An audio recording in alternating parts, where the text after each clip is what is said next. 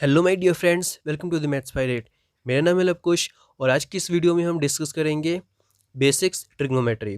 Trigonometry की information आप 10th class में पढ़ते हो, बेसिक्स कराई जाती है थोड़ी बहुत उसमें। 11th क्लास में आते आते ये टॉपिक बहुत बड़ा बन जाता है और बहुत ज़्यादा इंपॉर्टेंट बन जाता है। तो चलिए शुरू करते हैं इस वीडियो में हम। तो ये जो लाइन है इसे हम बोलते हैं वर्टिकल लाइन, ठीक है। ये जो लाइन है इसे हम बोलते हैं वर्टिकल, और ये जो लाइन है इसे बोलते हैं हॉरिजॉन्टल लाइन। ये वर्टिकल लाइन और ये हॉरिजॉन्टल लाइन, ठीक है। अब ये जो बॉक्सेस है ना, इन सब बॉक्सेस को हम बोलते हैं क्वाड्रेंट, ठीक है। इन्हें हम क्या बोलते हैं? क्वाड्रेंट। क्वाड्रेंट ये जो बॉक्सेस है, जैसे आप कोऑर्डिनेट एक्सिस में पढ़ते हो वही है। तो जैसे कि इसे हम बोलेंगे फर्स्ट क्वाड्रेंट, और ये हमारा सेकंड क्वाड्रेंट होगा, और ये थर्ड क्वाड्रेंट, और ये आपका फोर्थ क्वाड्रेंट होगा। ओके। इसके बाद ये जो एंगल है ना, इस एंगल के हर एक क्वाड्रेंट के बीच में एंगल 90 डिग्री होता है, ठीक है। हर एक क्वाड्रेंट के बीच एंगल 90 डिग्री होगा। ओके, अब हम थोड़े और एंगल्स के बारे में डिस्कस करते हैं। यहाँ से जब स्टार्ट करोगे ना इस वाले पॉइंट से, तो यहाँ पे आपका एंगल बनेगा 0 डिग्री, ठीक है। हम यहाँ पे एंगल्स को लिख देते हैं, कोई चक्कर नहीं इसमें। और यहाँ से जब इस पॉइंट पे जाओगे तो इन दोनों के बीच में 90 डिग्री है, तो यहाँ पे हम 90 डिग्री ले लेते हैं, और रेडियन के फॉर्म में हम कैसे लिखते हैं इसे? π/2, ठीक है। इन दोनों के बीच में 90 डिग्री है। फिर जैसे आप यहाँ पे जाओगे तो 90 डिग्री और ऐड होगा, तो ये आपका बन जाएगा 180 डिग्री, और रेडियन के फॉर्म में हम इसे पाई लिखते हैं। सिमिलरली जब यहाँ पे पहुँचोगे तो ये आपका बन जाएगा 270 डिग्री, जब 180 में 90 डिग्री ऐड करोगे, और रेडियन के फॉर्म में आपका ये 3π/2 बन जाएगा। और सिमिलरली यहाँ पे क्या बन जाएगा? 360 डिग्री, और रेडियन के फॉर्म में 2π। नेक्स्ट, अब चलिए, अब ये तो हमने एंगल्स के बारे में डिस्कस कर लिया। अब आपको ना एक लाइन याद रखनी है, आफ्टर स्कूल टू कॉलेज, ठीक है। आपको ये लाइन याद रखनी है, आफ्टर स्कूल टू कॉलेज। इसमें देखिए अब ये सिंबल्स क्या रिप्रेजेंट कर रहे हैं वो जरा डिस्कस करते हैं। ए का मतलब है ऑल, पॉजिटिव, मतलब कि जितने भी 6 फंक्शन है ना, साइन, कॉस, टेन, कोसेक, सेक, कॉट, ये 6 के 6 फंक्शन फर्स्ट क्वाड्रेंट में क्या होंगे? पॉजिटिव होंगे। उनके साइन हमेशा क्या होगा? पॉजिटिव होगा। एस रिप्रेजेंट कर रहा है साइन एक्स को, ठीक है, साइन फंक्शन को, और उसका रेसिप्रोकल। रेसिप्रोकल क्या होता है? कोसेक एक्स, ठीक है। तो ये जो दोनों है ना, ये दोनों इस वाले घर में पॉजिटिव रहेंगे सेकंड क्वाड्रेंट में, साइन एंड उसका reciprocal that is cosec x. बाकी जो 4 फंक्शन रिमेनिंग है वो नेगेटिव होंगे सेकंड क्वाड्रेंट में।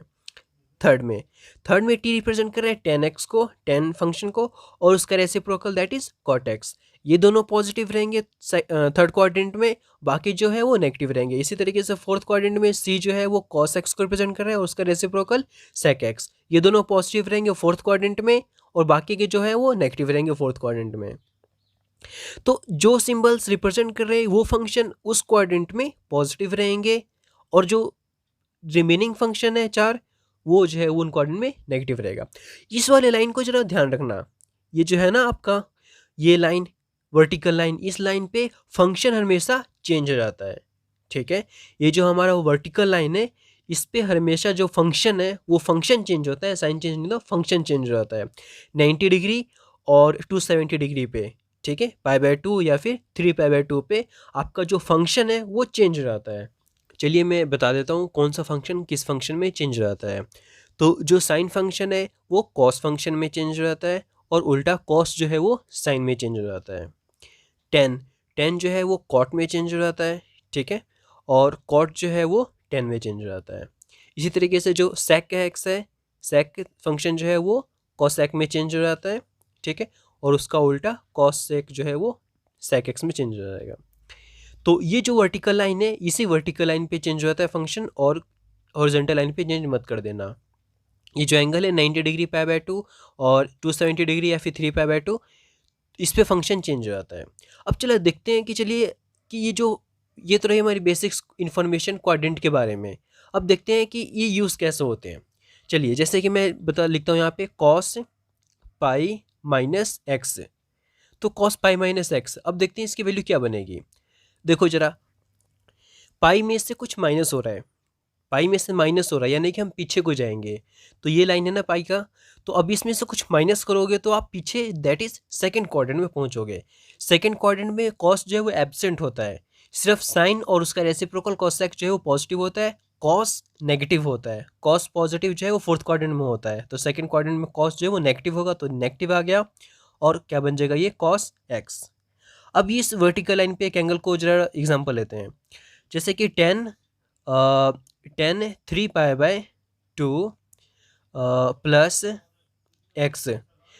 तो जब आप 270 डिग्री में कुछ भी ऐड करोगे तो आप फोर्थ क्वाड्रेंट में पहुंचोगे।